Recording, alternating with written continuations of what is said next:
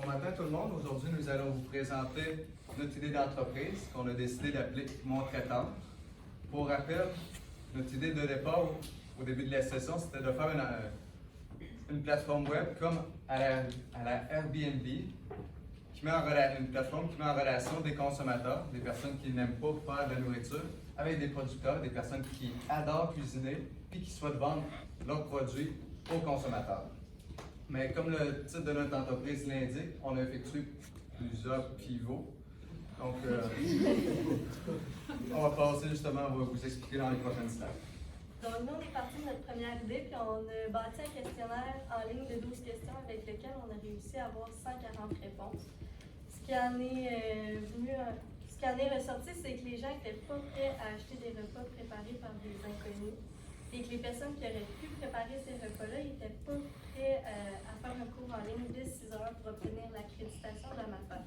Donc, on a décidé de faire un pivot. On a décidé de se tourner plus vers les traiteurs que les particuliers pour la production de repas. Ça nous a permis de régler certains des problèmes qu'on avait au départ, comme la certification et la livraison, étant donné que les traiteurs ont déjà leur certification de la MAPAC et ils ont également leur service de livraison. Donc, pour s'aligner un peu plus sur cette nouvelle stratégie, il a fallu faire des entrevues. On a fait autour de 15 entrevues avec des services traiteurs et on a laissé un peu de côté les particuliers, non? Et les entrevues, c'était en moyenne de 20 minutes, qu'est-ce qui nous donne plus de 5 heures de données. En fait, ce qui a ressorti de ces entrevues, c'est que les traiteurs sont intéressés, par contre, le modèle proposé n'est pas rentable aux traiteurs. Pourquoi c'est pas rentable? C'est au niveau des coûts fixes. Il ne veut pas qu'une personne appelle pour commander un sandwich et juste ça, donc il veut que ça soit à la quantité.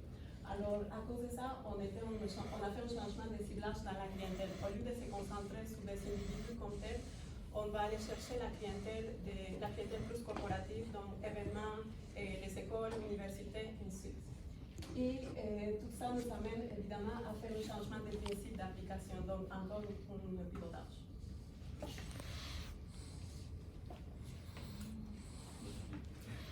Donc, afin de nous expliquer notre nouvelle idée, justement, qui était en tant que tel, c'est une plateforme web qui met en relation, ce coup-ci, justement, des groupes de particuliers avec des traiteurs. Donc, on va faire une petite mise en situation. Peut-être que vous avez déjà vécu cette mise en situation-là. Puis si c'est le cas, faites-nous signe, on veut vous passer en entrevue. Vous êtes l'organisateur d'un événement qui accueille 50 personnes et vous devez leur fournir un souper. Vous avez donc le choix entre leur faire livrer de la pizza. Personnellement, je suis écœuré de la pizza, donc faites pas ça. Ou vous dites, pourquoi ne pas faire affaire avec un traiteur? Malheureusement, faire affaire avec un traiteur, ça implique souvent des recherches qui sont longues et fastidieuses pour trouver un traiteur qui répond à vos besoins. Et c'est là que rentre en jeu Mon Traiteur, notre application web. Vous rendez sur notre site web, vous fournissez vos besoins.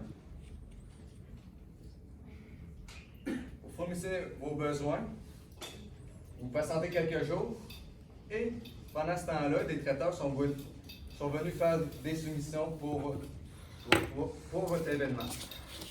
Il ne vous reste plus qu'à choisir celle qui vous intéresse le plus.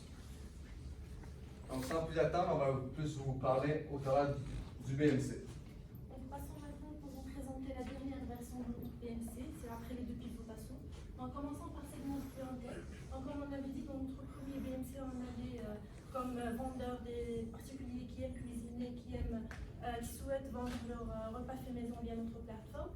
Tandis que quand c'est déjà mentionné, on s'est rendu avec des traiteurs comme vendeurs, tandis que pour les consommateurs, ce sera des groupes de personnes qui souhaitent faire une commande pour un événement donné, ou bien une personne qui souhaite commander le repas de la semaine. Donc, ce qui compte à la fin, c'est la quantité. Et cette quantité minimale, ça sera fixé, elle dépendra de chaque traiteur. Pour ce qui est de la proposition de valeur, dans le fond, ça se sépare en deux catégories. On a les traiteurs et les consommateurs. Du côté des traiteurs, c'est sûr que ça leur offre plus de visibilité, ça leur fait de la publicité, puis ça facilite les frais de transaction. Du côté des consommateurs, c'est sûr que ça leur revient moins coûteux. Il y a aussi la facilité des transactions, puis ça leur permet d'avoir beaucoup plus de diversité. Ce qui est termes de distribution, donc on a pensé à mettre notre plateforme disponible en site web et en application, comme ça on va toucher toutes les tranches d'âge. Pour assurer la publicité de notre projet, on va utiliser des réseaux sociaux. Comme ça, on va avoir une plus grande autorité et on va cibler, on va toucher la plus large cible qualifiée.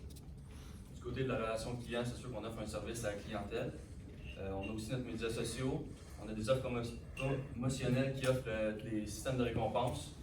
On a un système d'évaluation et un système de fidélisation. Du côté des partenaires clés, c'est sûr qu'on a les traiteurs et on a certains fournisseurs. Dont, qu'est-ce qui rentre dans le fournisseur? C'est sûr qu'on a les cartes, les paiements et l'info nuagée. Pour ce qui est de l'activité clé, on s'est intéressé, comme dans l'entité de base, à la mise en relation du consommateur et du vendeur dans la plateforme. Après, on s'est intéressé aussi sur le développement et la maintenance de la plateforme pour assurer une application fonctionnelle pertinente et pratique. Et aussi le marketing de vente fait partie de nos activités clés pour promouvoir et former la clientèle à la valeur de notre service. Du côté des ressources clés, ça offre une plateforme web et les employés. Pour la structure des coûts, c'est sûr qu'il va y avoir des coûts reliés au développement et à la maintenance de la plateforme. Il va y avoir aussi le salaire des employés, les coûts récurrents, il va y avoir des frais reliés aux cartes de crédit et des coûts d'acquisition des clients. Pour ce qui est source de revenus, donc on a des frais pour le traiteur. Donc le traiteur il est mené à payer un abonnement soit mensuel soit annuel. Tandis que pour les consommateurs, donc on n'aura pas un abonnement, mais plutôt